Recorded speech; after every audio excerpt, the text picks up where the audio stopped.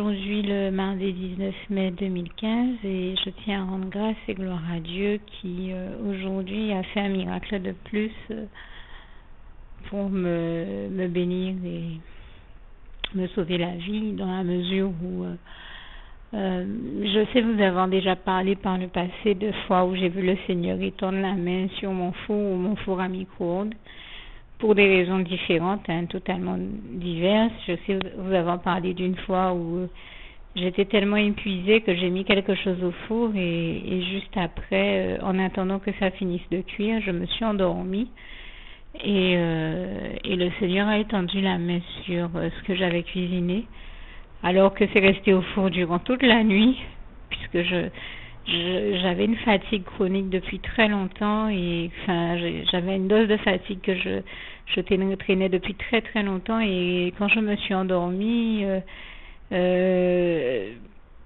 comme je disais, j'étais fatiguée au point que je me suis rappelée de m'être dit mais attends, j'ai oublié d'éteindre le four, mais je me suis endormie dessus et j'avais même pas l'énergie d'aller l'éteindre. Et Dieu qui l'ayant vu, je sais pas comment le Seigneur fait des choses comme ça. Comme je disais, ça aurait pu brûler puisque ça a passé toute la nuit dans le four. En temps normal, ça aurait dû brûler, d'autant que c'était pas quelque chose de léger. C'était quand même des meringues que j'avais mises au four. Eh bien, le Seigneur a fait l'exploit d'étendre la main sur mon four de manière à ce que rien ne brûle. Et quand je suis allée le lendemain matin, après que ça ait passé toute la nuit au four, c'était parfaitement cuit, comme il fallait. Ça n'avait pas brûlé, ni trop cuit, ni pas assez. Et je sais qu'il n'y a que le Seigneur qui a pu faire cet exploit-là. Mais aujourd'hui, eh bien, il m'a encore béni. Et cette fois-ci, c'est toujours cette fatigue que je traîne depuis un bon moment qui des fois occasionne, on va dire, avec la fatigue, il peut arriver qu'on n'ait pas la présence d'esprit de faire des choses qu'on aurait le bon sens de faire quand on n'est pas aussi fatigué. Et là, j'ai juste voulu réchauffer deux parts de cette pizza dont je vous ai dit qu'il m'a béni hier, dans la mesure où ça faisait très très longtemps que je n'avais pas mangé de bonne pizza. Des années, enfin bon, bien entendu, le Seigneur avait eu l'occasion de me permettre d'avoir une part ou deux de temps à autre, mais je veux dire des années que je n'avais pas mangé une vraie bonne pizza. Enfin, ce que le Seigneur me donnait était bon, mais c'était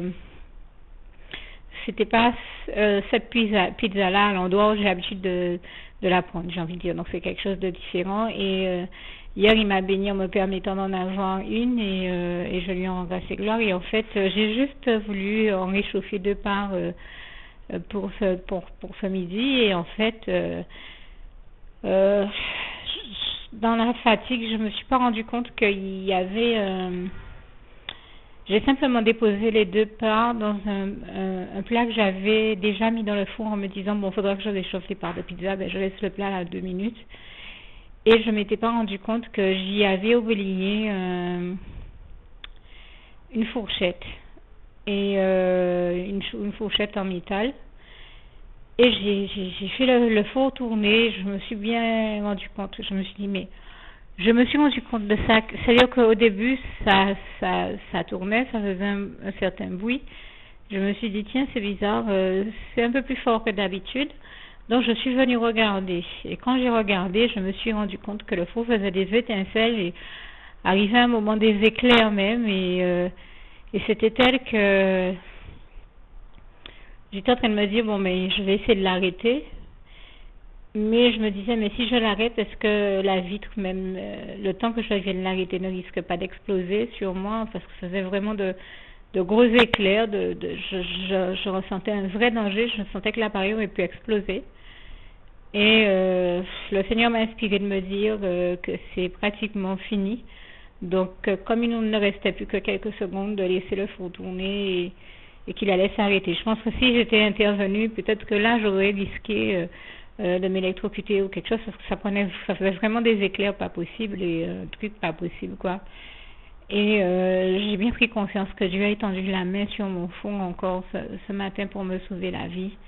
Et je tenais à l'en remercier ici, lui dire encore tout mon amour, ma reconnaissance et rendre grâce et gloire à l'Éternel, notre Dieu, qui, comme vous le voyez, non seulement a une main qui n'est pas trop courte pour sauver, comme il est écrit en Ésaïe 59, verset 1, mais continue à veiller sur nous, à nous protéger de tout ce dont nous avons besoin de l'aide, comme il est écrit dans le psaume 17, verset 7 à 8, 9 par là, je crois, et en plus qui nous protège comme la prunelle de son œil, donc comme ce passage nous le rappelle bien, et qui prend toujours tendrement soin de nous. Et je tenais à remercier le Seigneur ici et à lui en rendre grâce et gloire. J'ai été émerveillée une fois de plus ce matin par la splendeur glorieuse de son règne, comme il est écrit dans le psaume 145, versets 8 à 21. Et quand je vous dis que tous les jours je vois Dieu faire des choses extraordinaires pour me bénir, je vois qu'il est là. Je continue à me demander comment ceux qui ne croient pas en Dieu peuvent encore ne pas y croire quand on voit comment l'Éternel, notre Dieu d'amour, est si merveilleux. Vraiment, je tenais à lui rendre grâce et gloire, parce que moi, tous les jours, je vois son amour, je vois ses actions, je le vois en action dans ma vie. Et ce Dieu-là est tellement merveilleux que je ne peux pas me passer de lui. Je ne trouve même pas de mots pour décrire l'intensité de l'amour que je vis avec lui. Mais je sais simplement que l'amour dont il m'aime est le plus bel amour dont on ne m'ait jamais aimé, et que c'est surtout le seul amour qui soit éternel, comme il est écrit en Jérémie 31, verset 3. Et je tenais à l'en remercier ici et à l'en glorifier. Merci éternel mon Dieu Jésus d'amour, Saint-Esprit, je t'aime Seigneur. Et ça a été si fort ce que j'ai vécu ce matin que je n'ai pas pu m'empêcher de fondre en larmes et de louer mon Dieu. C'était la seule chose que je pouvais faire. Et je vous le dis encore avec beaucoup d'émotion, et je me suis dit, je ne peux pas vivre des choses aussi fortes, voir mon Dieu faire de tels miracles pour moi et ne pas prendre le temps de le remercier, de le glorifier. Merci Seigneur, vraiment je t'aime. Louange, honneur et gloire à toi Seigneur. Juste une petite précision pour tous ceux qui ne sont pas encore, qui n'ont pas encore choisi la meilleure des options qui soit, qui est celle d'aller se placer, de faire le choix à soi-même, d'aller se placer dans les bras d'amour de Jésus-Christ, pour se mettre à l'abri de ce monde cruel. Eh bien, je partage avec vous la prière par le biais de laquelle on y accède. Et commence par vous rappeler également ce passage de Jean 14, verset 6, où il est écrit que Jésus-Christ est le chemin, la vérité et la vie. Nul ne vient au Père, Dieu, sans passer par le Fils Jésus-Christ, bien sûr. Je le dis à ma manière, vous regarderez comme il est actuellement écrit dans vos Bibles, là encore. Et donc, n'hésitez pas à ouvrir vos cœurs à Dieu, à Jésus, à son Saint-Esprit, à être sincère avec lui et à lui adresser la prière qui suit, à lui dire tout simplement, éternel mon Dieu, Seigneur Jésus-Christ, moi, un tel, vous dites votre nom et votre prénom, je t'accepte aujourd'hui comme mon sauveur personnel, le seul maître et roi de ma vie. Je remets toute ma vie entre tes mains, puisqu'elle t'appartient, éternel mon Dieu, puisque tu l'as créée, cette vie. Donc tu en es donc le seul maître et propriétaire comme de tout ce qui existe dans tout l'univers. Je remets donc toute ma vie entre tes mains, je te la donne. Merci éternel mon Dieu aussi de permettre que cette vie que tu m'as donnée continue à être à ta gloire, et que je continue à te servir, à t'appartenir pour l'éternité, d'éternité en éternité. Merci aussi Seigneur de faire que je continue donc à te servir et à t'appartenir pour l'éternité, d'éternité en éternité. Et aussi Seigneur de m'accorder la grâce de ton pardon et de ta miséricorde pour tous les péchés que j'ai commis tout au long de ma vie, jusqu'à la date d'aujourd'hui incluse. Et c'est au nom puissant du Seigneur Jésus-Christ que j'ai fait cette prière.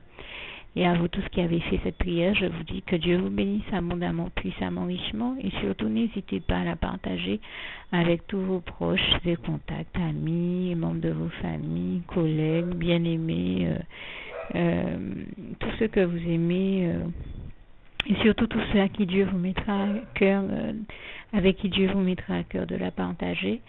Et comme j'aime à le dire, si vous n'avez pas encore pris le temps de faire cette prière, comprenez bien que voilà, ça ne vous coûte rien de la faire, c'est gratuit, c'est indolore, et que voilà, vous n'êtes pas obligé de me croire, mais moi il m'est arrivé tout comme vous de devoir faire cette prière un jour dans ma vie, et quand on m'a proposé de la faire, je me suis dit, et si c'était vrai, et si c'était vraiment Dieu qui, par ce biais-là, m'appelait à lui et me demandait de lui donner ma vie, de l'accepter, c'était Jésus qui était en train de vraiment me tendre la main et qui était en train de me demander de l'accepter comme mon sauveur personnel, je ne pourrais pas passer à côté de l'occasion de lui dire oui. Parce qu'il faut aussi que je reste ouvert ou ouverte à ce que Dieu peut avoir à me dire. Il faut que je garde mon cœur et mon intellect ouvert à ce que Dieu peut avoir à me dire. Donc je me suis dit, je ne peux pas courir le risque de passer à côté de mon éternité, de passer à côté des meilleures choses de la vie, surtout si le maître et créateur de la vie m'appelle et cherche à me sauver. Pour être sauvé, il faut bien que je lui dise oui, que je souhaite qu'il me sauve. Oui, Seigneur Jésus-Christ, je t'accepte comme mon sauveur personnel. Et c'est le sens de cette prière. Et comme je dis, elle ne nous coûte rien à faire. Et puis surtout, moi je vous dis, du jour où je l'ai faite, j'ai vu Jésus changer ma vie en mieux sur tous les plans. Et donc je crois que ça ne vous coûtera rien, ça ne vous coûte rien vous non plus de la faire et puis d'expérimenter, de regarder comment les choses vont se dérouler dans votre vie, de regarder Jésus changer votre vie en mieux, à vous aussi. Et d'en faire l'expérience. Et pour en faire l'expérience, il faut commencer par faire cette prière. Donc si vous ne l'avez pas encore dite, réembobinez tout simplement cette vidéo ou ce document si vous préférez, réécoutez-le et dites avec moi la prière que vous m'avez entendu mentionner. Et n'oubliez surtout jamais que tout est possible à celui qui croit en Dieu, en Jésus-Christ et en son Saint-Esprit, comme il est écrit en Marc 9, verset 23, et que tout est possible à Dieu, comme il est écrit en Marc 10, verset 27. Que Dieu vous bénisse donc et à bientôt.